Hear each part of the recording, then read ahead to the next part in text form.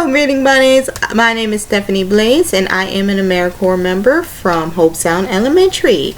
Today, we'll be reading The Dance by Richard Paul Evans, which is illustrated by Jonathan Linton.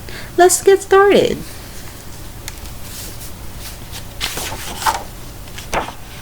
The Dance.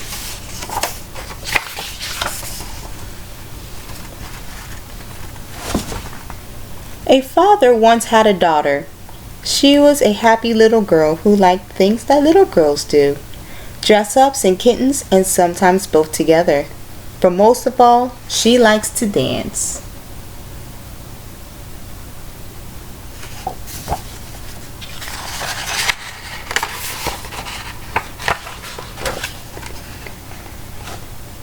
Nearly every day she would jump and spin in the thick wild grass near the edge of the yard, where the tall meadow flowers grew.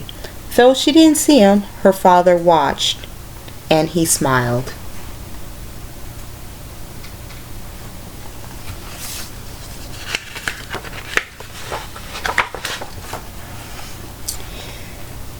When the girl was old enough to go to school, she danced in the Thanksgiving play, dressed as an ear of corn. She could not see out of her costume very well and tripped over a boy dressed as a carrot.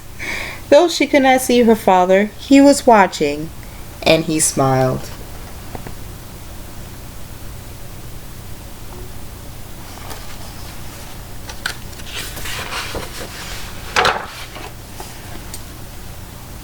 When the girl was a little older, she took dancing lessons. She wore a pink tutu and soft leather ballet slippers.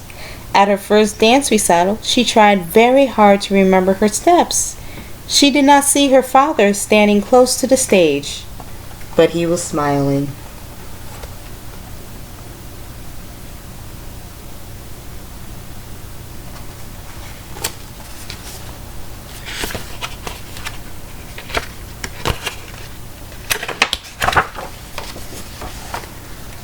A few years later, the girl became a graceful ballerina. She wore pink satin toe shoes with long, shining ribbons. One year, she danced in a solo in the Nutcracker. Everyone clapped when she finished. The crowd was large and the stage lights were bright, so the girl could not see her father in the audience. But he clapped louder than anyone else, and he smiled wider than anyone else.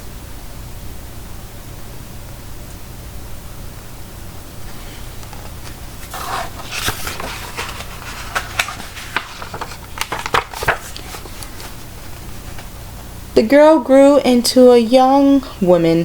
One spring night, she put on a beautiful gown and high-heeled pumps and went to her first prom with a young man. When the young man brought her home, they did not see her father peeking out of the window as they slow danced in the front porch. Psst! He wasn't smiling.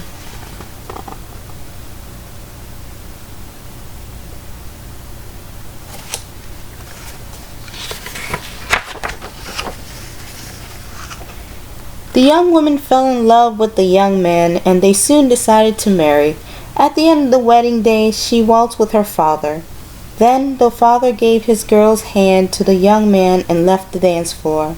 As the young woman gazed into her new husband's eyes, she did not see her father watching from the side of the room. Though the father's eyes were moist, he smiled.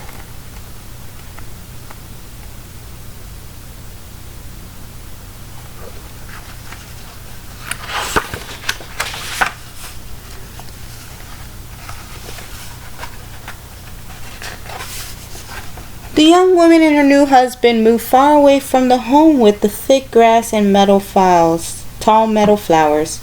Whenever he missed his daughter, the father would take out old shoebox filled with photographs of her dancing. As he looked at the pictures, he remembers each dance, and he smiled.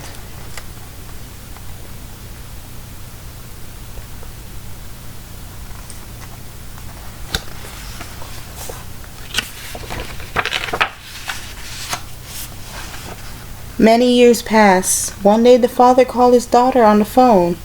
"I am old now. I am cold and very tired," he said. "Please come to me."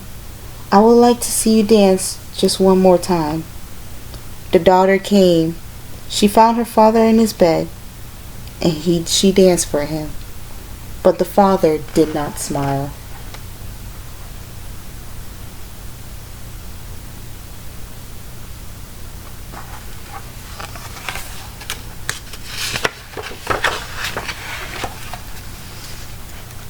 "I cannot see you," he says. "My eyes are not much good. Dance close to the bed so I can hear your feet." The woman walked close to the bed, and then she jumped and spun as she had as a little girl. The father smiled.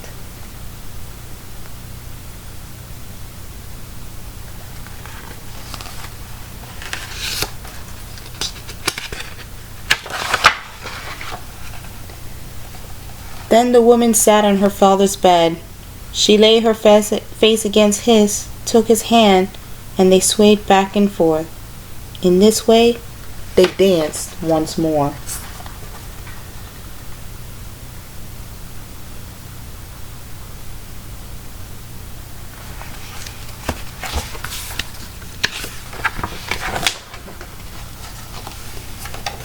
"I have danced many times," the woman whispered into her father's ear, "in many places and for many people, but I have always danced for you.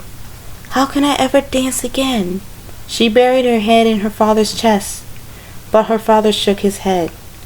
"You must never stop dancing," he said, "for though you will not see me whenever you dance, I will be watching."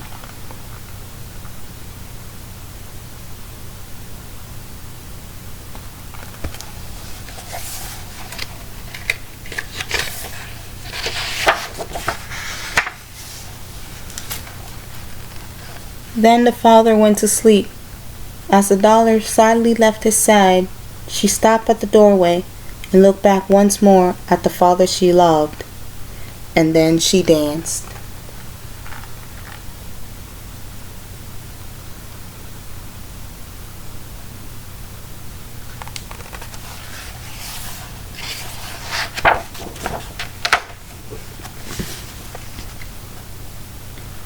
And though she could not see him, her father was watching.